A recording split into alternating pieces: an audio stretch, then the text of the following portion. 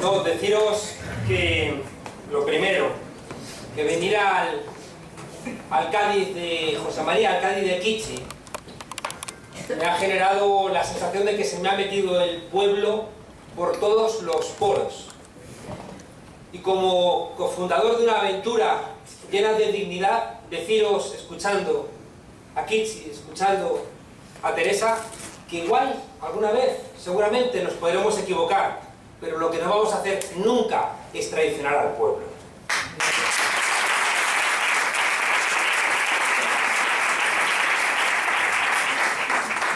Hay gente que le escandalizan los besos, le escandalizan los titiriteros, le escandalizan los que se aman por encima de cualquier convención, les escandalizan los raperos, les escandaliza mucho la gente humilde, los niños del Congreso, los niños, los piquetes en las huelgas, las poetas y las mujeres que protestan. Y tengo que daros las gracias a vosotras y a vosotros por sonreír, por, como decía Teresa, tener el coraje de decir no, por saber que participar es trabajar de más, por tanto las cosas no son fáciles, por luchar por dejar las cosas un poquito mejor que como os las habéis encontrado, y sobre todo por hacerlo con alegría. Y en fin de cuentas, decir aquí esto en Andalucía, es decir que gracias a esa actitud de vosotras y de vosotros, el barro que nos echan a nosotros nos rejuvenece. Hay cierta obsesión con la suciedad por parte del Partido Popular. El otro día fui a televisión y estaba Pilar Cernuda, que dijo que olía diferente en el Parlamento, y yo dije, será Pilar Cernuda, me he duchado 2 veces. Una me parecía poco, ¿no?, para estar delante de tan extensa señora. Así que decidí darme 2 veces de ducha y ir bien perfumadito, ¿no? Y me miraba con... Fue en esa reunión donde uno, experto de geopolítica, dijo como 20 veces Venezuela, Venezuela, Irán, Irán, Venezuela, Venezuela, Irán, Venezuela, Venezuela, Cuba, Cuba, Irán, Venezuela, Venezuela. Y le pregunté, ¿sabe usted cómo se llama el presidente de Portugal? Y empezaba a bucear, no tiene ni idea, ¿no? O sea, fue usted aquí de geopolítico, pero no sabe cómo se llama el país con el cual compartimos, el presidente del país con el cual compartimos frontera, lo cual demuestra, fijaos, que buena parte de lo que enfrentamos son gente mentirosa, que están acostumbrados a, como decía Kichi, a estar durante demasiado tiempo en el poder y que al final han sido rehenes de la impunidad. Yo hice un libro sobre la transición y hay una viñeta del año 77 que no he utilizado mucho porque me parecía muy emblemática de lo que significó el franquismo y lo que vino. Después es un tipo dando un mitin y diciendo nosotros o el caos. Y desde el público alguien le grita el caos, el caos. Y el tipo dice, da igual, el caos también somos nosotros. Dice mi amigo Emilio Silva, que es el presidente de la Asociación para la Recuperación de la Memoria Histórica, que en España la resignación ha sido una política de Estado. Hemos escuchado durante demasiadas veces, hija, no te signifiques, hijo, no te signifiques. Y a fuerza de no significarnos, hemos corrido el riesgo de convertirnos en insignificantes. Decía Concepción Arenal, una de nuestras mujeres, a veces abandonada y olvidada porque perdió la guerra, que todo es imposible mientras lo parece. Creo que una cosa muy importante, la leí una vez en una pintada en Buenos Aires, que decía, no sabía que era imposible, fue y lo hizo. Y a menudo hemos interiorizado nuestra propia impotencia. Hay un ejemplo que me gusta poner desde hace muchos años, que es el de Espartaco. ¿Sabéis que Espartaco, la novela de Howard Fast? Es verdad que tengo que reconocer que cuando le digo a mis alumnos que lean la novela, me dicen, profesor, vale el libro, vale la película. Yo digo que la película está bien y le recuerdo el ejemplo de aquellas 2 cabras que estaban en un pasto y una se estaba comiendo un rollo de película. Y la otra le dijo, ¿te gusta? Y dijo, sí, pero me gustó más el libro, ¿no? En el libro de Espartaco de Howard Fast hay una idea muy importante para todos los que estamos aquí, que quiero que la recuerden, y es que somos hijos de derrotados. Nuestros antepasados fueron derrotados. Y de la memoria de esas derrotas hemos construido democracia y construimos dignidad. Dignidad tiene la misma raíz indoeuropea que la palabra decencia, que es deki. Y esa palabra, en el lenguaje indoeuropeo, de donde vienen nuestras lenguas románicas, significa esa capacidad de no humillar y de no ser humillados. Creo que esa idea, fijaos, la heredamos de esa gente que se lo jugó todo desde Espartaco en adelante, y de esas derrotas, fijaos, nosotros encontramos las fuerzas para pelear y también para saber dónde está lo correcto. Espartaco estaba en la mina y de repente se ponen de moda las peleas de gladiadores en la Roma imperial y deciden, bueno, pues traerlos de la mina a morir en la arena de los gladiadores. Y hacen una cosa que era una trampa, y era que los esclavos que se habían levantado, que los solían crucificar, ¿no?, en ese instrumento de tortura. Siempre digo que si los hubieran condenado a la silla eléctrica, llevaríamos en el cuello una silla eléctrica, con todas las inconveniencias que eso implica. Pero bueno, los crucificaban, les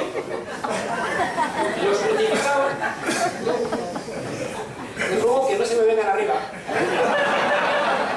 También voy a discutir con el arzobispo Cañizares y no conviene que vayamos en esa dirección, porque este Papa nos ha salido bueno.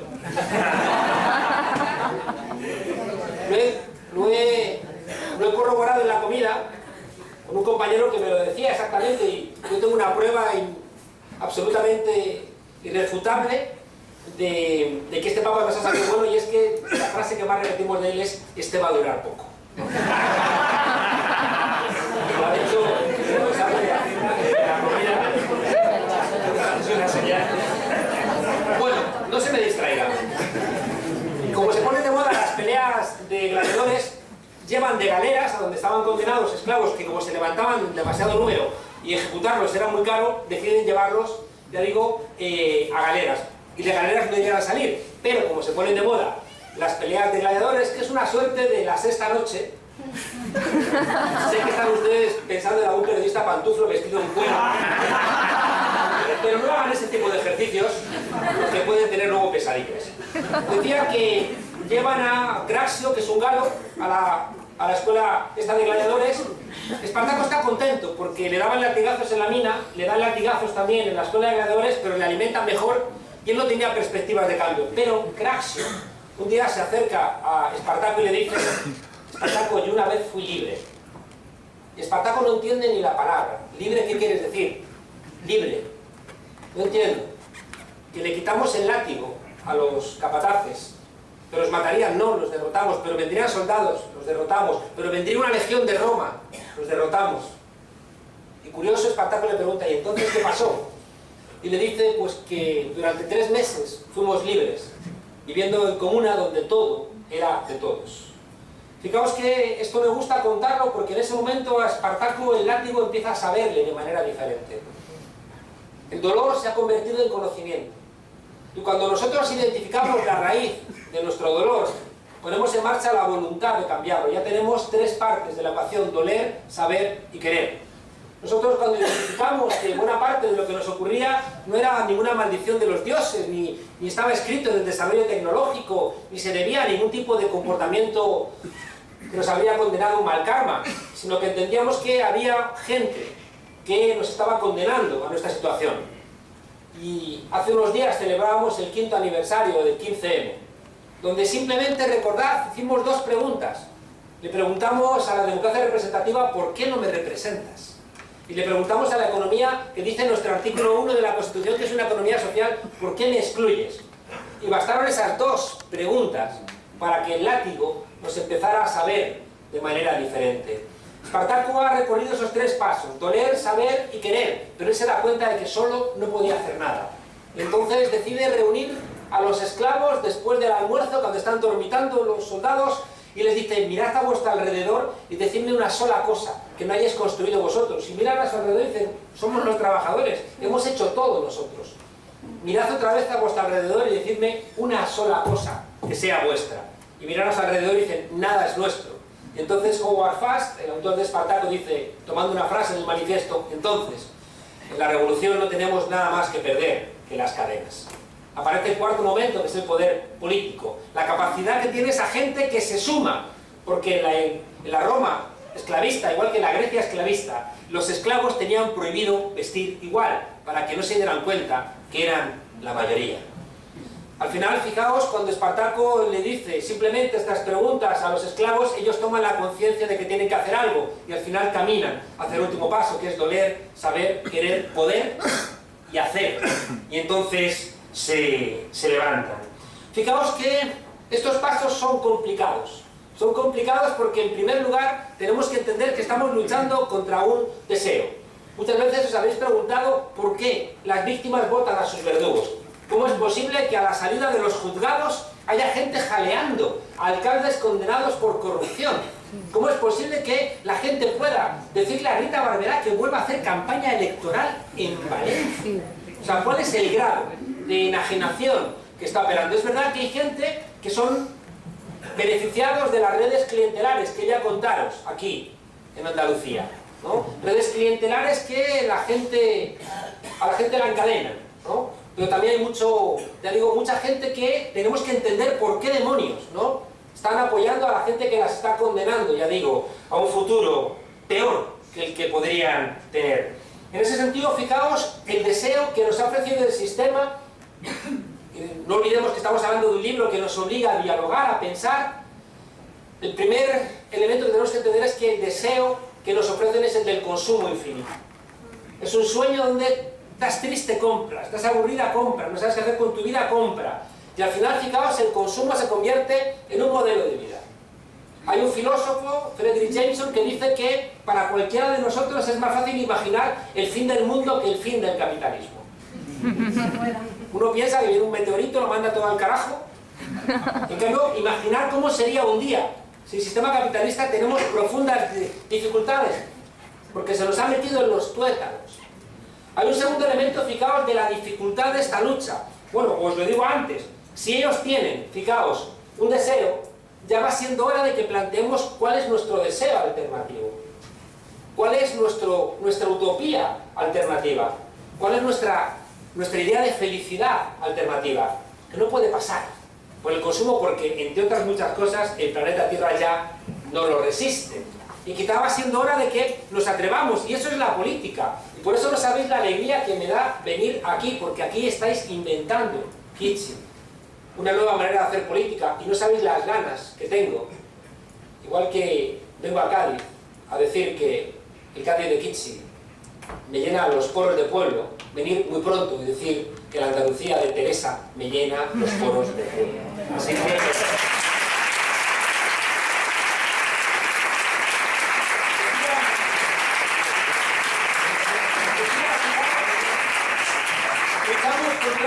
pero también estamos luchando contra, y esto es complicado, un sentido común que han ido poquito a poquito colocándolo. Un sentido común que dice que lo público está desacreditado. Un sentido común que dice que las empresas son más eficaces que el Estado. Ya, acuérdate de Enron o de Lehman Brothers. Un sentido común que dice, fijaos, que somos egoístas por naturaleza. Un sentido común que va planteando la idea de que las desigualdades están justificadas. El otro día volví a escuchar, qué película maravillosa, Los lunes al sol, cuando le está Bardem leyendo a su hijo el cuento de la cigarra y la hormiga, y dice, no, y la cigarra, entonces no tenía nada, y la hormiga lo tenía todo, y de repente dice él, pues, la hormiga es una hija de puta. ¿Por qué? Porque claro, lo que está planteando es, en ese cuento no se narra por qué naces cigarra, o por qué naces hormiga. Fijaos que hay todo un sentido común que quiere convencernos de que a quien Dios se la dé, San Pedro se la bendiga. Y que de alguna manera estas enormes desigualdades que no han existido nunca en la historia de la humanidad. El año pasado, por vez primera, el 1%, y no es una frase retórica de la lucha política, el 1% tenía más riqueza que el 99%. El año pasado 60 personas, 60, ya no 240, ya no 380, que también son cifras escandalosas, 60 personas tenían tanta riqueza como 3.600 millones de seres humanos.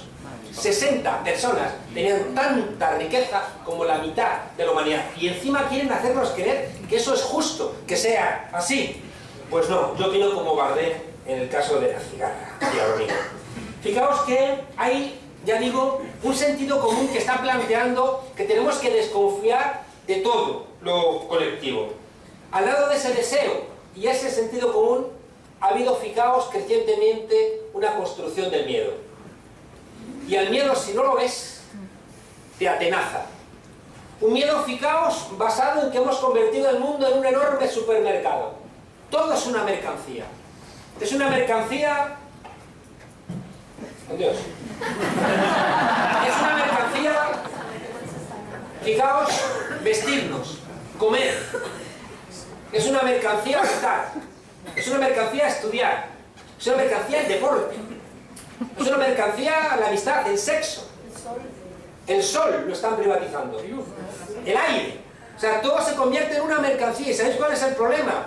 Que cuando nosotros estamos operando en un mundo lleno de mercancías, si no te sientes rentable, tienes miedo. Tú no quieres comer a los demás porque no eres un canalla, pero tampoco quieres que te coman. Pero al final, fijaos, se nos va metiendo en la cabeza un nuevo sentido común basado en que todo tiene que regirse por criterios mercantiles. Tú tienes que probar suerte en el mercado y si fracasas, la caridad. Nosotros no queremos caridad. Como los esclavos romanos, todo lo hacemos nosotros, que somos los trabajadores. ¿Por qué no pertenece las cosas a la gente que trabaja? Y fijaos que en esa idea de la mercantilización, sabéis que en Estados Unidos no hay pobres. En Estados Unidos hay losers, perdedores. Y la diferencia entre un perdedor y un pobre es que el perdedor interioriza su propia condición. Y entonces ya se desactiva para la pelea. Por eso, fijaos, tenemos que estar muy atentos porque cada vez que algo se mercantiliza, siempre le borran las huellas de la subversión. El otro día tuvimos una discusión porque la Sexta Noche, el Objetivo, que hace programas que están muy bien, montó el plató en la Puerta del Sol donde terminaba la manifestación del 15M. Y decías, aquí algo no funciona. ¿Por qué? Porque ese plató está desactivando todo un elemento subversivo del 15M.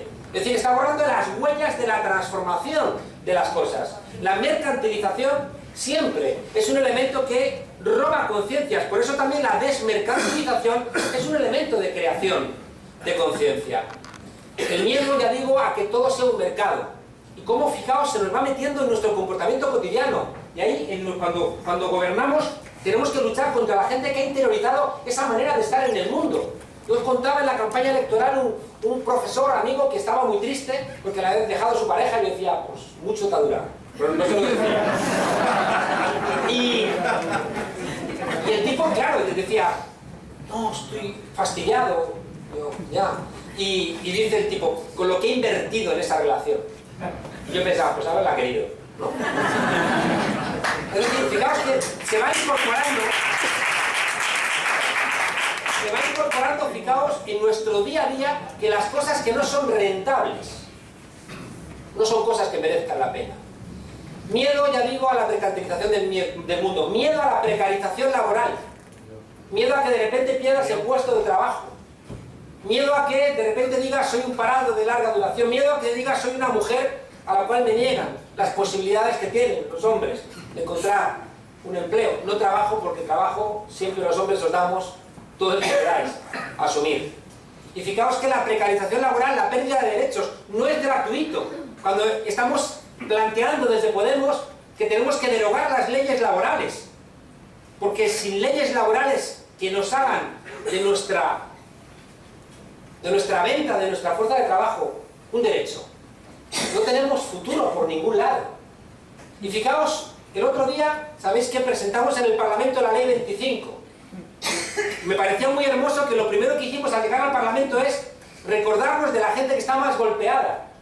Y la Ley 25, porque ahí el artículo 25 de la Declaración Universal de los Derechos Humanos reconoce que todos somos sujetos de dignidad material.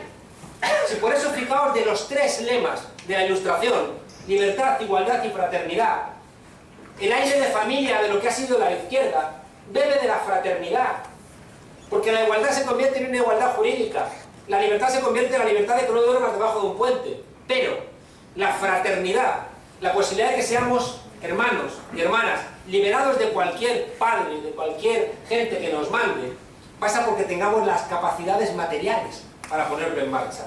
Por eso los elementos más emancipadores de la Revolución Francesa son los que tienen que ver con la fraternidad. Y por eso de esa fraternidad nace este aire de familia que nos lleva hasta esta sala. Fijaos que la precarización laboral nos roba la posibilidad, si es que somos ya trabajadores pobres, donde encima, aparte de no tener con un sueldo para llegar a fin de mes, encima tienes el miedo constante de que tu jefe considera que te está haciendo un favor porque te está empleando. El tercer elemento, y es esencial, no sabéis la importancia que tiene para un proyecto de democracia alternativa el municipalismo. El tercer miedo es que vivimos en ciudades y estamos más aislados de lo que parece. ¿Cómo estarás tú viviendo? Itzi, gente que está viviendo en ciudades pero se siente sola. Gente que vive la soledad. Leía el otro día un estudio en muchas de las ciudades de España prósperas, un 30% de la ciudadanía, un 30%, está sobreviviendo con ansiolíticos, antidepresivos. Dices, pero entonces, ¿para qué demonios estamos haciendo las cosas que estamos haciendo si estamos tristes y solos, ¿no? ¿Qué tipo de vida estamos construyendo? Añadidle, si queréis, un cuarto elemento que nos da miedo, y es que como cada vez ganamos menos dinero, cada vez nos endeudamos más. Y los que nos prestan son mafiosos que nos amenazan con partirnos las rodillas si no les pagamos. Ahí vemos cómo han golpeado a la pobre Grecia, no porque les hiciera falta, porque no les hace falta. Grecia es el 2% del PIB europeo, es la misma economía que la Comunidad de Madrid. Y si la trataron con esa hazaña, es simplemente como aviso para navegantes, para decirnos a los demás, por ahí no vayáis. Pero se equivocan, ¿sabéis por qué? Porque no es igual tratar a un pequeñito que tratar a una economía como la española, donde somos casi el 13%. Yo contaba la historia de esa pareja que se acuesta por la noche y el marido está inquieto y la mujer le pregunta ¿qué te ocurre? Y duerme, 2 de la madrugada, te noto inquieto, sigues dando vueltas, duerme, 3 de la madrugada, veo que no concilias el sueño, duerme, mujer, 4 de la madrugada, ¿me quieres decir qué demonios te ocurre? Y dice, ay mujer, ¿te acuerdas cuando enfermaste y las obras de la casa? El vecino me vino a ofrecer 30.000 euros y yo los cogí y ahora me los exige y no puedo pagárselo y estoy preocupadísimo. Y la mujer se levanta tranquila, abre la ventana del pacto y dice, fulanito, que los 30.000 euros que te debe el marido no los tiene y no te los va a pagar. Cierra la ventana y el marido dice, ¿pero qué haces? Y le contesta a la mujer, el que no puede dormir ahora es él.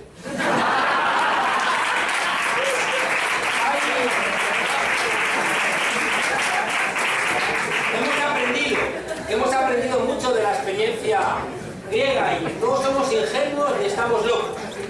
No somos ingenuos y sabemos que estamos peleando contra un enemigo que tiene la misma fuerza que el fascismo en los años 30.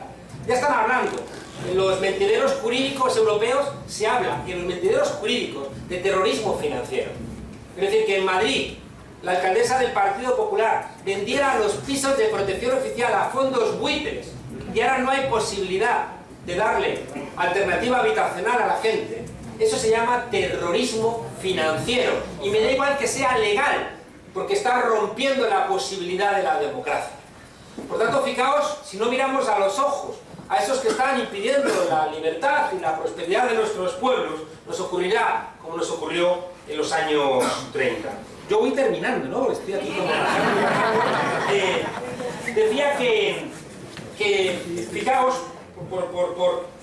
por resumir, estos que están construyendo o están viviendo con privilegios, con ese sentido común que cuestiona lo público, que están viviendo con privilegios trasladándonos como único deseo el consumo infinito, y que viven en privilegios o con privilegios porque nos han metido muchos miedos, en el fondo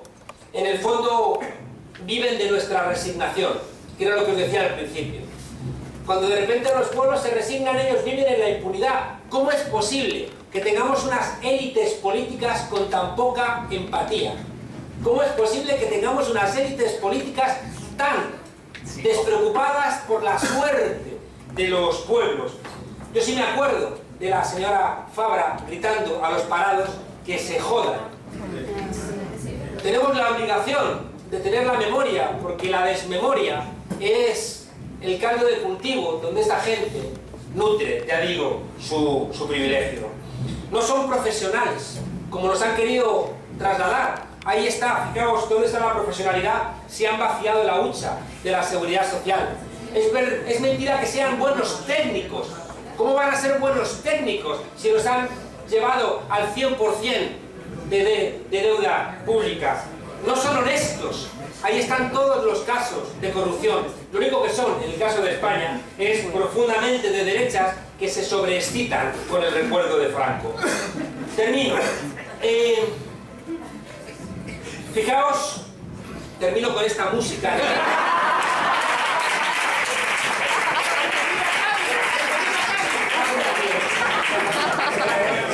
Mañana hay dos más. Gracias, alcalde, por ponerme esta música.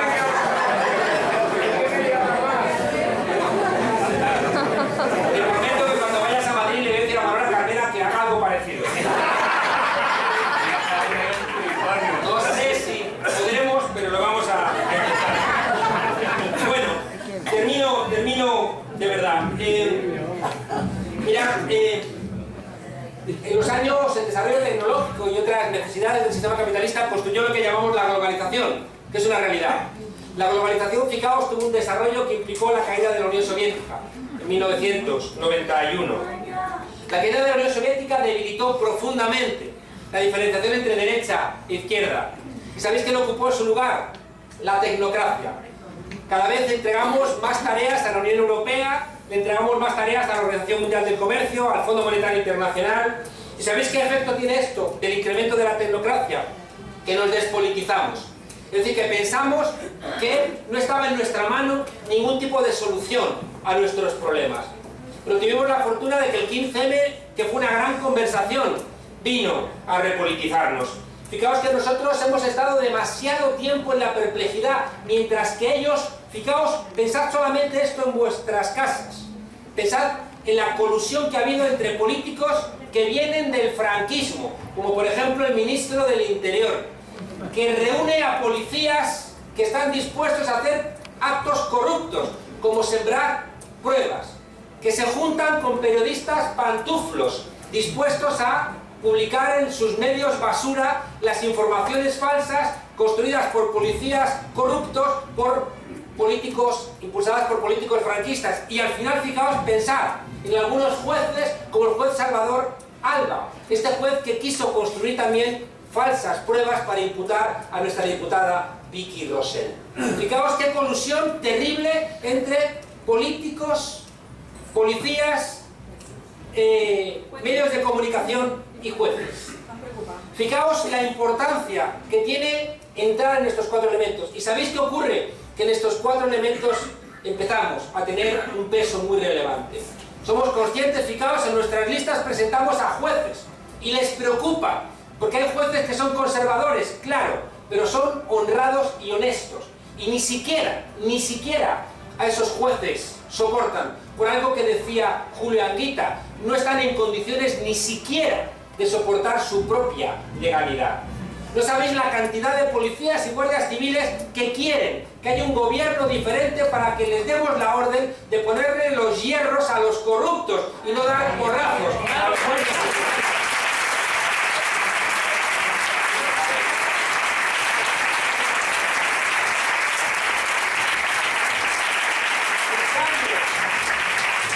Los cambios en los políticos no os digo nada. Aquí está esta mesa, una nueva manera de hacer política, y los medios de comunicación es algo que creo que todavía tenemos pendiente, pero que corresponde a vosotras y a vosotros tener la sensibilidad para saber cuáles son los medios que mienten y los medios que no mienten. Y seguramente tendremos la obligación de empezar a leer los medios que están cuando menos cubriendo la obligación de la objetividad y no seguir alimentando esos medios que nos, ya digo, que nos torturan, ¿no?, con sus mentiras. Hace 2 años no existíamos. Hoy hay 5 millones de votos detrás, poder municipal y una creciente alegría. Dejadme terminar solamente dándoos las gracias porque algo que los partidos políticos no hemos sido o no han sido capaces de hacer por su propia cuenta, que es la unidad, la ha exigido el pueblo. Creo que ha sido la primera vez, desde la muerte del caudillo, donde la presión popular ha obligado a los partidos políticos a sentarse a hablar. Y os aseguro que había razones, desde la perspectiva de Podemos y desde la perspectiva de Izquierda Unida, para no llegar a un acuerdo. Pero el pueblo presionando le ha dicho a las dos direcciones: os ponéis de acuerdo, os vais los dos al carajo. Por tanto, fijaos, hay un elemento muy importante. Yo digo siempre que soy un pesimista esperanzado. Pesimista porque el enemigo que tenemos enfrente es muy poderoso. Pesimista porque tienen captado el sentido común de mucha gente, porque tienen construido una idea de deseo y porque constantemente atemorizan a una buena parte de nuestra ciudadanía. Pero soy esperanzado porque veo todos los días gente que se libera del miedo. Veo todos los días gente heroica que en pueblos pequeños aquí en Andalucía se atreve a ir a actos que no son del Partido Socialista ni del Partido Popular, sabiendo que las mafias de esos partidos les señalan para intentarles quitar la ayuda. Esa gente es héroe. Y esa gente está trabajando todos los días, liberándose de esas trampas.